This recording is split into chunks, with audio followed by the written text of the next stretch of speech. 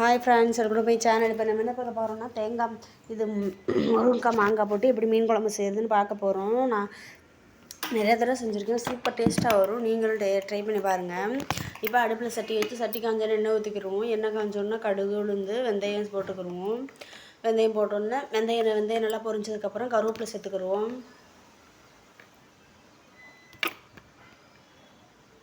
கருவேப்பிலை நல்லா பொரிஞ்சு வந்துருச்சா, பொரிஞ்சு வந்ததுக்கப்புறம் பொடி பொடியாக நறுக்கி வச்சு வெங்காயத்தை சேர்த்துக்கிடுவோம்.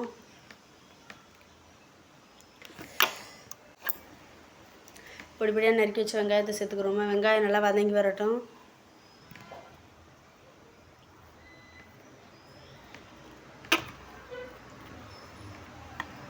வெங்காயத்தை நல்லா ஒரு கிளறி விட்டுக்குருவோம். கிளறி விட்டால் தான் வெங்காயம் நல்லா வதங்கி வரும். இப்போ வெங்காயம் வதங்குறதுக்கு தேவையான அளவு கொஞ்சம் உப்பு சேர்த்துக்குருவோம். அப்போ தான் வெங்காயம் சீக்கிரம் வதங்கும்.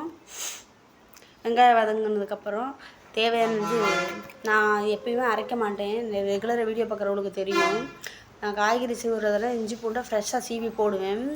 இப்போ தேவையான அளவு இஞ்சி பூண்டை சீவி நல்லா போட்டு பச்சை வாழை போட தட்டிக்கு நல்லா வதக்கி விட்டுக்குருவோம்.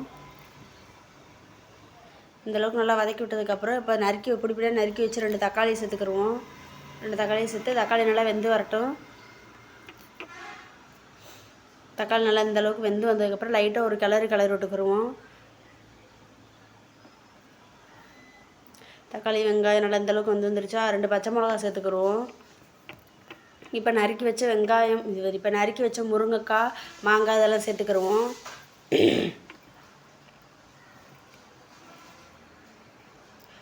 நறுக்கி வச்ச காய்கறி சேர்த்துக்கிட்டு தேவையான அளவு உப்பு சேர்த்துக்குருவோம். உப்பு இப்போ எதுக்கு சேர்க்குறோம்னா நல்லா காய்கறியோட உப்பு சேர்ந்து வரணும் தான். இப்போ நல்லா உப்பு சேர்த்ததுக்கப்புறம் நல்லா காய்கறி நல்லா கிளறி விட்டுக்குருவோம்.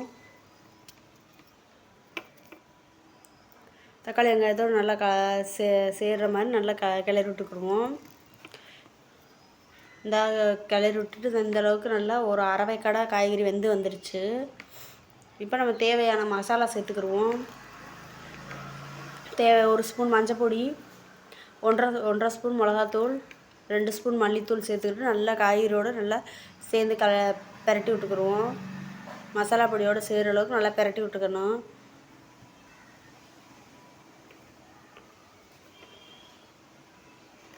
இந்தளவுக்கு நல்லா காய்கறியோடு சேர்கிற அளவுக்கு மசாலாவை நல்லா பெரட்டி விட்டுக்கணும். அப்போ தான் சூப்பராக இருக்கும். மசாலா எதுக்கு இப்போயே சேர்க்குறேன்னா எண்ணெயிலே மசாலா வெந்தால் தான் நல்லா இருக்கும். அதுக்காக தான் நான் இப்போயே மசாலாவை சேர்க்குறேன்.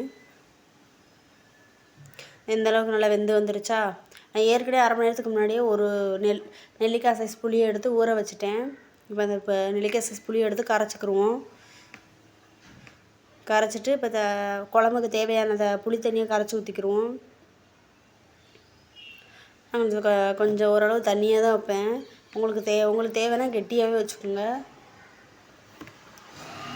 புளி தண்ணியை கரைச்சிட்டு தேவையான அளவு இன்னும் கொஞ்சம் தண்ணி ஊற்றிக்கிடுவோம். தண்ணி ஊற்றிட்டு இந்த நல்லா இப்படி கிளறி விட்டுக்குருவோம். அப்போ தான் மசாலா நல்லா தண்ணியோடு கலந்து வரும். அதனால் நல்லா கலந்து ஊற்றிக்கணும். இப்போ மூடி போட்டு வேக வச்சுக்கிடுவோம். இப்போ எண்ணெய் பிரிஞ்சு நல்லா குழம்பு இந்த அளவுக்கு நல்லா கொதிச்சு வந்துருச்சு. இப்போ அலசி வச்சுருக்க சூட மீன் எடுத்து சேர்த்துக்கிடுவோம். கொஞ்சம் தேவையான கொஞ்சம் கொஞ்சமாக சூட மீன் நல்லா சேர்த்துக்கிடுவோம்.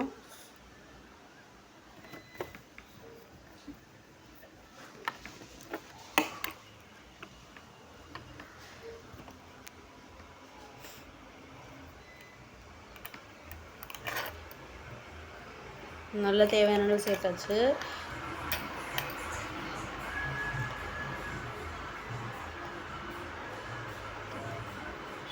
இப்போ மீன் நல்லா சேர்த்தாச்சு. இப்போ லைட்டாக கரண்டியை விட்டு மீன் மூழ்கிற அளவுக்கு நல்லா லைட்டாக ஓரளவுக்கு நல்லா கிளறி விட்டுக்குருவோம்.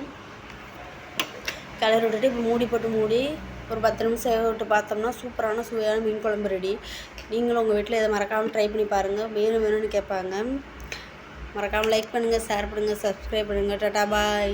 இந்தளவுக்கு மீன் நல்லா கொதிச்சு வந்துருச்சு. மீன் ரெடி. மீன் குழம்பு ரெடி. சுட சாதம் மீன் குழம்பு வச்சு சாப்பிட்டோம்னா சூப்பராக இருக்கும். மறக்காமல் ட்ரை பண்ணுங்கள். டாடா பாய்.